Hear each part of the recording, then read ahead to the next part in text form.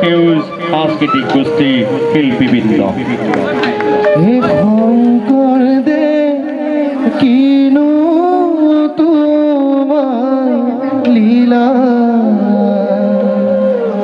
ইমান ডাঙৰ কাংগুৰু কেনে কৈ কৰিলা